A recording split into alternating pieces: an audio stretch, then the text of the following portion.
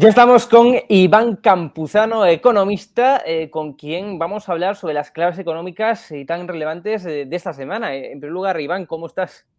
Muy buenas tardes, Hugo. Espero todo bien, todo bien. Bueno, no tan bien como el desempleo, que en el caso en el mes de enero, en este último mes, pues ha subido concretamente 70.744 parados más y una destrucción del empleo de 215.047 empleos que no se han creado. Llevamos ya no sé cuántos meses, más de 7 meses, siendo el number one, los números uno del desempleo de la Unión Europea, casi nada. Es decir, ya ahora mismo superamos ese 13% de desempleo en España. Bueno, Iván, ¿cuál es el problema? ¿Qué está fallando? ¿Por qué se está generando tanto desempleo en el mes de diciembre, en este mes de enero? Estamos viendo una ralentización de la economía, ¿no? Está claro que vemos una ralentización de la economía. Yo creo que la campaña de Navidad, por muy buena y por muy positiva que haya sido, y por mucho que el gobierno intente achacar a que, bueno, como los contratos que ocurren durante las Navidades, pues han expirado y por lo tanto, pues bueno, hay muchas personas que por estacionalidad se van al paro, pues esa es la justificación y que nada ha pasado.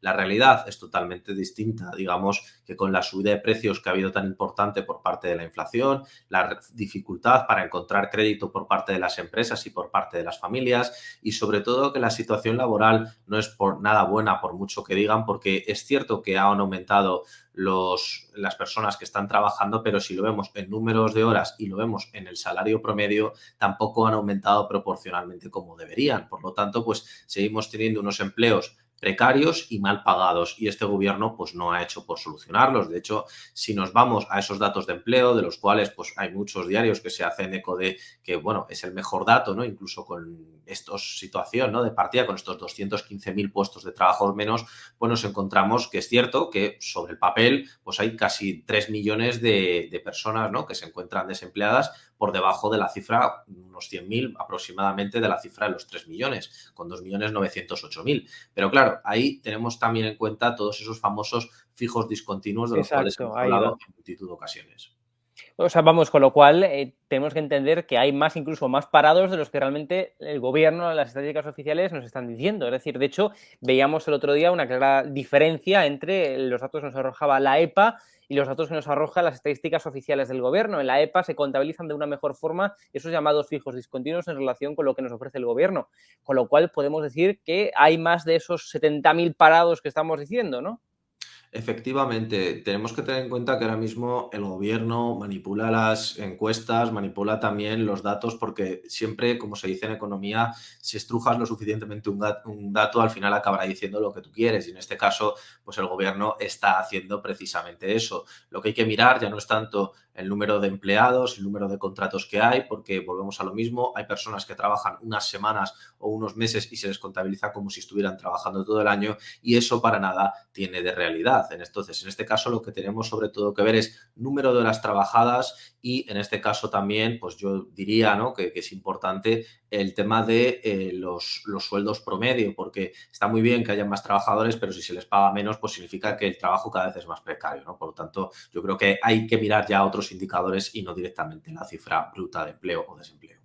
Bueno, estamos en año electoral, eso es evidente, elecciones autonómicas, municipales, generales para finales de año, y todo parece indicar que el gobierno está usando el salario mínimo interprofesional como un arma electoral, porque si tenemos en cuenta el PIB per cápita, pues resulta que el SMI en España, con la subida que ya anunció el gobierno de Pedro Sánchez, pues sería el salario mínimo interprofesional más alto de toda la Unión Europea. Es decir, me parece paradójico, ¿no? Siendo los número uno en desempleo, siendo el único país que todavía no salió o que no está creciendo a niveles previos de la pandemia, pues que ahora seamos también el número uno en salario mínimo interprofesional, teniendo en cuenta, insisto, relacionándolo con el PIB per cápita.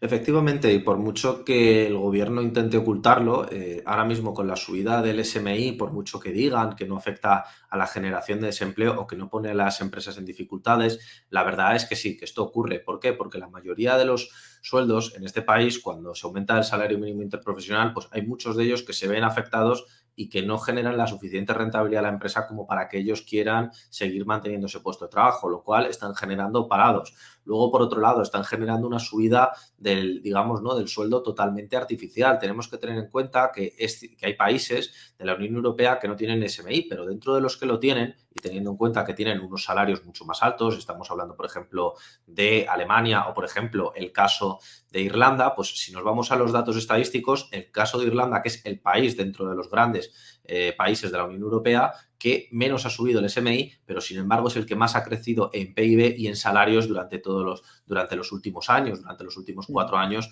de gobierno de Pedro Sánchez. ¿Eso es negativo? No, simplemente que hay que saber adaptar la economía a la realidad y que por la imposición y sobre todo la imposición a la baja no se va a solucionar el problema de salarios. Lo que hay que mejorar es la competitividad empresarial, la facilidad de las ayudas y sobre todo teniendo en cuenta que se han dado 140.000 millones de euros, hacer una ejecución presupuestaria que permita que las empresas españolas vayan de una manera correcta y generen un empleo de calidad, no un empleo precario y sobre todo subvencionado por parte del Estado.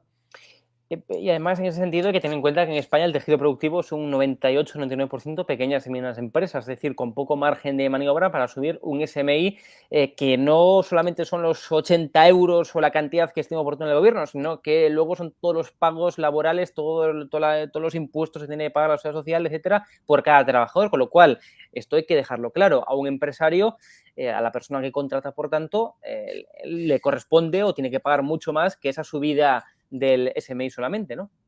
Efectivamente, de hecho, cuando hablamos de sueldos, no tenemos que pensar solamente en los 2.000 euros que le puedan pagar a una Exacto. persona de sueldo bruto, sino que realmente tiene un coste del doble a la empresa entre toda la tributación directa e indirecta que tiene que hacer. Pero también tengamos en cuenta que cuando una pyme contrata a una persona para ampliar su negocio, pues también tiene que contratar, pues, por ejemplo, ¿no? Si no son expertos en temas legales, pues tienen que contratar un abogado, tienen que contratar una gestora de recursos humanos, lo que sea.